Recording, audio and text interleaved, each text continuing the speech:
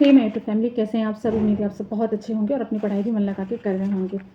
तो अभी मैं पढ़ाई कर रही थी तो मुझे याद आया एक कमेंट जिसमें सिस्टर ने पूछा था कि यूपीपीसीएस की सीसेट की प्रिपरेशन कैसे करनी है और कहाँ से करनी है। तो इसके लिए मैंने वीडियो पहले ही बना के दी हुई है आप लोगों को, लेकिन शायद नहीं समझ आया। तो चलिए बताते हैं आपको कि सीसेट के लिए बहुत ज़्यादा परेशान होने की ज़रूरत नहीं है। उसके लिए हम थोड़ा सा एफर्ट डाल करके ज़्यादा आउटपुट ले सकते हैं और थोड़ी थोड़ी चीज़ें ऐसी हैं जिनको हम कवर करके सी सेट को अच्छे से क्वालिफाई कर सकते हैं। तो सी सेट में क्या होता है ना कि सिर्फ क्वालिफाइंग मार्क्स हमें लाने होते हैं। वो क्वालिफाइंग पेपर ही है जिसमें हमें 33% मार्क्स लाने हैं। 33% मार्क्स लाने के लिए 100 क्वेश्चन होते हैं जिसमें हमको 66 मार्क्स लाने हैं। तो 200 नंबर का होता है ये। तो 100 में से हमको इसमें 5 सब्जेक्ट पूछे जाते हैं। तो देखिए 5 सब्जेक्ट हमें कौन कौन से पूछे जाते हैं। जैसे कि एक पहला है हिंदी। हिंदी में हमारे कम से कम 20 से 25 क्वेश्चन आते हैं और बहुत ईजी होता है हिंदी। बहुत ज़्यादा अगर आप थोड़ा सा भी पढ़ लेंगे तो हिंदी आप आसानी से कर सकते हैं। हिंदी बहुत ज़्यादा टफ नहीं आता है। उसके बाद इंग्लिश आती है। इंग्लिश में 15 से 20 क्वेश्चन होते हैं। किसी किसी साल 15 क्वेश्चन आते हैं, कभी 20 क्वेश्चन आ जाते हैं। तो इस तरह से 15 से 20 क्वेश्चन होते हैं। फिर उसके बाद इंटरपर्सनल स्किल्स और कम्युनिकेशन आता है, 24 से 25 क्वेश्चन होता है। और मैथ और रीजनिंग मिला के 30 से 35 क्वेश्चन होते हैं। तो ये क्वेश्चंस डिवाइडेड हैं।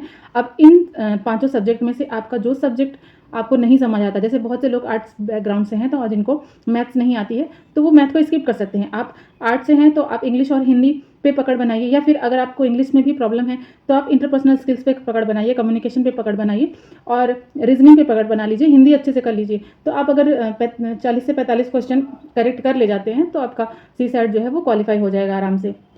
तो ये कोशिश करिए कि हम कम से कम 50 क्वेश्चन करने की भी कोशिश कर लीजिए कि 50 क्वेश्चन हमें कर लेना है जिससे हमारा एग्जाम जो है वो क्वालिफाई हो जाए, सी सेट क्वालिफाई हो जाए। और उसके लिए हमें करना क्या है, तो सबसे पहले मैं बात करूँगी कि हिंदी के बारे में, कि हिंदी के लिए हमें क्या करना है।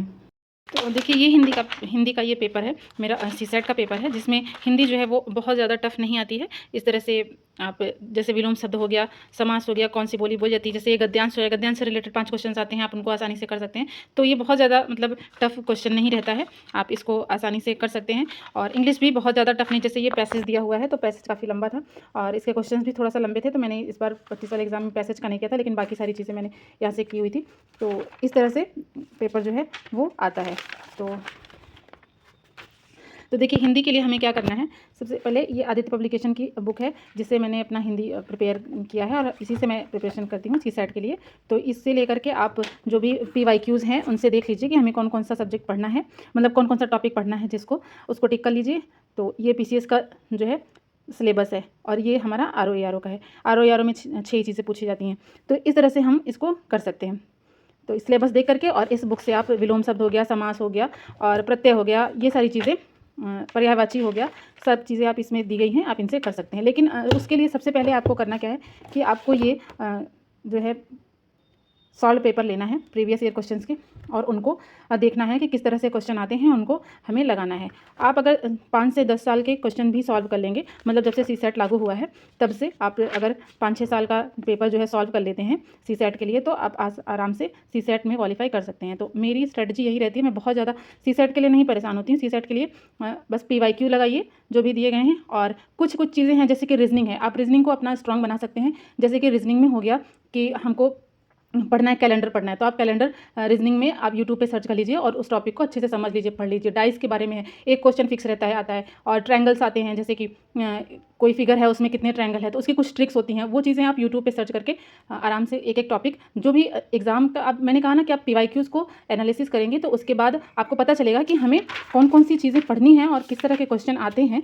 जैसे कि ये क्वेश्चन है कि इसमें ये प्रश्न चिन्ह दिया गया है, नंबर सिस्टम वाला है, इसमें क्या करना है हमको कि यहाँ पे क्वेश्चन मार्क में कौन सा नंबर आएगा। तो ये सारी ट्रिक से क्वेश्चंस होते हैं। आप जितना ज़्यादा प्रैक्टिस करेंगे, जितना ज़्यादा क्वेश्चन लगाएंगे, उतना आपको आसानी रहेगी। जैसे ये क्वेश्चन है, ये क्वेश्चन आसान होते हैं, इनमें बस कॉमन सेंस लगाने की ज़रूरत है, ये क्वेश्चन आप आसानी से कर सकते हैं।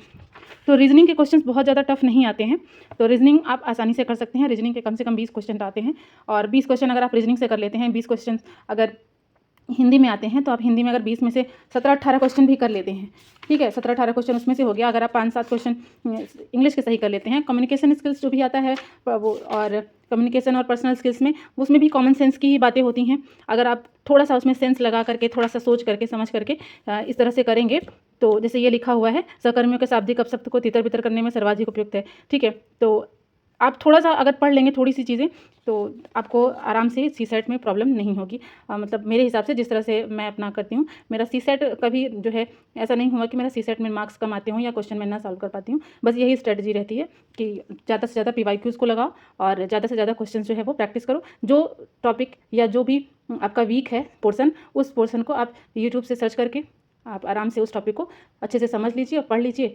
और जो भी चीज़ें अगर टफ लगती हैं तो आप उसको उस पर बहुत ज़्यादा कोशिश ना करके थोड़ा बहुत देख लीजिए। नहीं तो जो चीज़ें आपको आसान लगती हैं कि हम इस टॉपिक को ज़्यादा आसानी से कर सकते हैं, कंप्लीट करके नंबर गेन कर सकते हैं, तो आप उस टॉपिक को स्ट्रांग बना लीजिए और उसी के क्वेश्चंस को करीब 50 क्वेश्चन आप टारगेट करके चलिए कि हमको 50 क्वेश्चन करना है, क्योंकि नेगेटिव मार्किंग भी होती है। तो सीसेट में हमें 50 क्वेश्चन करना है। 50 में से अगर हमारे 45 भी सही हो जाते हैं तो हम आराम से क्वालिफाई कर जाएंगे सीसेट को, ठीक है। तो ये मेरा स्ट्रेटजी होती है, मेरी स्ट्रेटजी होती है सीसेट को करने की, और सीसेट क्वालिफाई हो जाता है।